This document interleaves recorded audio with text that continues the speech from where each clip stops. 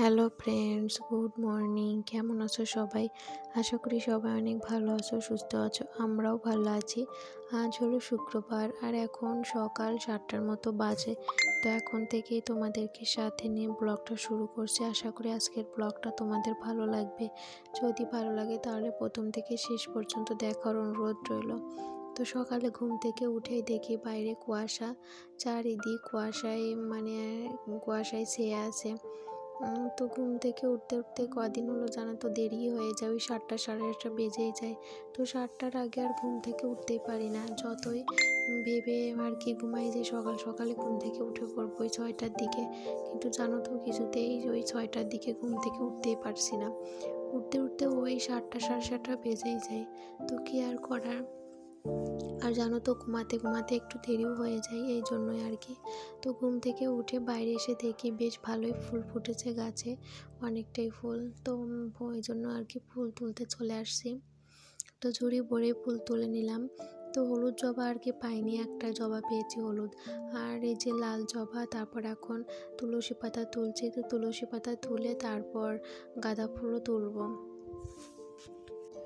আর এই যে দেখো তুলসী গাছগুলো কত সুন্দর হয়েছে, কত বড় বড় হয়েছে। একদমই ছোট ছিল, তোমরা হয়তো ছোট থেকেই দেখছো। এই গাছ থেকে তুলসী পাতা তুলছি, মানে 3টা গাছ আছে। এই যে পেছনের দিকে 2টা, আর আমাদের বাড়ির মধ্যে আছে একটা।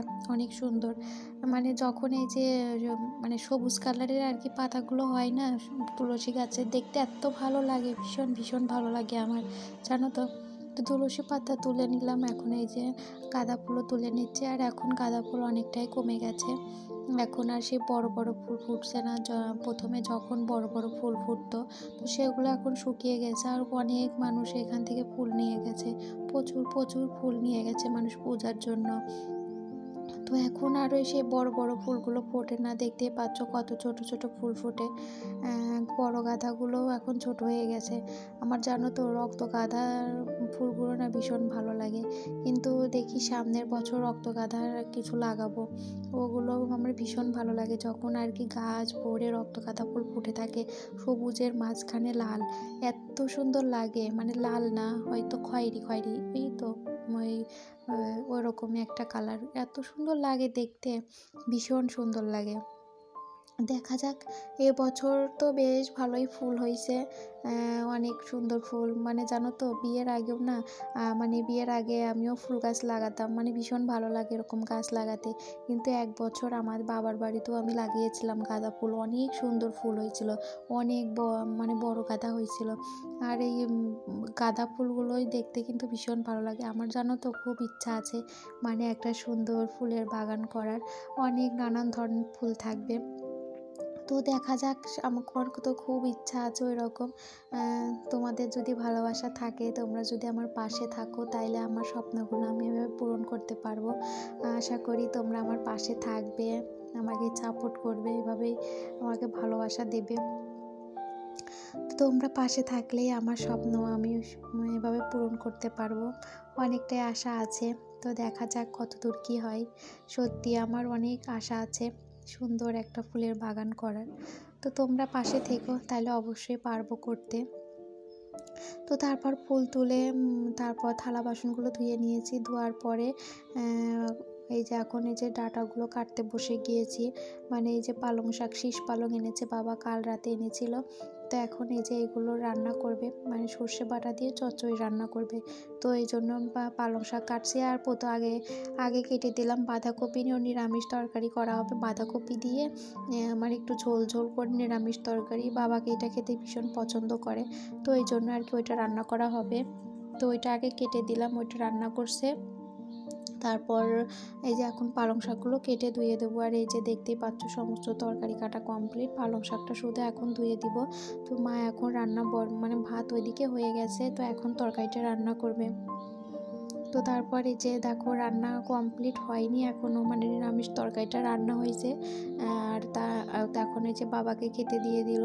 তো যেহেতু বাবা কাজে যাবে, দেরি হয়ে যাচ্ছে, তো এই জন্য আর কি নিরামিষ তরকারি দিয়ে বাবাকে খেতে দিয়ে দিলাম। তো আর এই যে দেখো মাম্মাম সোনা আজ নিজেই বিরাজ করছে, বলছে মা দাও, আমি নিজেই বিরাজ করি। তো দেখো মাম্মাম মামাম সোনা নিজেই ব্রাশ করছে। আর এই যে এইদিকে নিরামিষ তরকারিটা এখন দেবে বাবাকে। তো এখন হয়ে গেছে নিরামিষ তরকারি রান্নাটা। সকালে রান্না বান্না দেখো বড়ি দিয়ে বাঁধাকপির তরকারি নিরামিষভাবে, আর এখানে আছে পালং শাকের চচ্চড়ি সর্ষে বাটা দিয়ে, আর এখানে আছে আলু বেগুন মাখা। তো এটাই হলো আজ সকালে রান্না বান্না। তো তারপরে খাওয়া দাওয়া করে নিয়েছি, খাওয়া দাওয়া করে রান্নাঘর পরিষ্কার পরিচ্ছন্ন করে নিয়েছি, ঘর মোছা ঝাড় দেওয়া সব কিছু গুছিয়ে রাখা সমস্তটা কমপ্লিট করে এখন এই জামা কাপড় নিয়ে চলে আসছি। তো যেহেতু সকালে আর কি তরকারিগুলো কেটে দিচ্ছি মাকে, এই জন্য আর কি সকালের দিকে জামা কাপড়গুলো কাচতে পারিনি। তো এখন এই যে উঠতে যেহেতু একটু দেরি হয়ে গিয়েছিল, ওই 7টা বললামই তো তোমাদের, মানে একটু যদি 6টার দিকে ঘুম থেকে ওঠা যায় তাহলে সকালে এই কাজগুলো কমপ্লিট হয়ে যায়। তো জামা কাপড়গুলো কেচে ধুয়ে মেলে দিয়ে আসছি, মেলে দিয়ে এখন ঘরে এসে এই যে ঘরগুলো গুছিয়ে নেব, বিছানা, তারপরে ঘর ঝাড় দেবো, মুছবো। মোছাটা একটু দেরি করেই করব, এখন ঘরগুলো গুছিয়ে রাখবো, তারপর মাম্মামকে চান করিয়ে খাইয়ে ঘুম পাড়িয়ে তারপরে ঘরটা মুছবো। এমটি মানি কমেন্ট করেছে অনেক সুন্দর হয়েছে, থ্যাংক ইউ দাদা সুন্দর একটা কমেন্ট করার জন্য। এমডি পলাশ কমেন্ট করেছো আইডি থেকে, খুব সুন্দর হয়েছে, গ্রামের বাড়িতে মাটির চুলাতে পাক করতেছেন। থ্যাংক ইউ দাদা ভাই সুন্দর একটা কমেন্ট করার জন্য, এভাবে আমার পাশে থাকবেন। পিবি ফ্যামিলি থেকে দিদিভাই কমেন্ট করেছো, তোমার পুরো ভিডিও দেখলাম, পাশে আছে, তুমিও আমার পাশে থেকো। থ্যাংক ইউ দিদিভাই সুন্দর একটা কমেন্ট করার জন্য, অবশ্যই আমার পাশে থেকো আর আমিও তোমার পাশেই থাকবো। অনেক অনেক ধন্যবাদ দিদিভাই। তারপর শাবানা ব্লগস থেকে কমেন্ট করেছো, নাইস ভিডিও দিদি, দারুণ। থ্যাংক ইউ দিদিভাই সুন্দর একটা কমেন্ট করার জন্য। জয়শ্রী বিশ্বাস দিদিভাই কমেন্ট করেছো, নাইস ভিডিও। থ্যাংক ইউ দিদিভাই, তুমি আমার ভিডিওতে কমেন্ট করেছো, আমি অনেক অনেক খুশি হয়েছি দিদিভাই, অনেক অনেক ধন্যবাদ।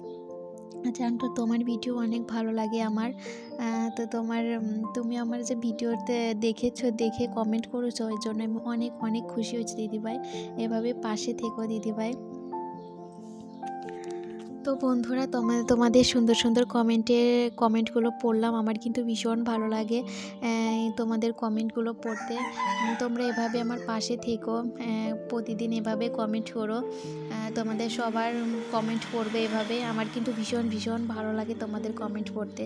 তো তারপর এই যে দেখো তোমাদের সাথে কথা বলতে বলতে তো জামা কাপড় ভাঁজ করা, তারপর ঘর ঝাড় দেওয়া সমস্তটাই কমপ্লিট। তো তারপরে এই যে দেখো স্নানও করে নিয়েছি, করে তারপরে যে বিকেলবেলা খাওয়া দাওয়া কমপ্লিট। তো বন্ধুরা আজকের ভিডিওটা আর বেশি বড় করব না, তো আজকের ভিডিওটা এখানেই শেষ করছি, দেখা হবে নতুন একটা ভিডিওর সাথে, সেই পর্যন্ত তোমরা সবাই ভালো থেকো।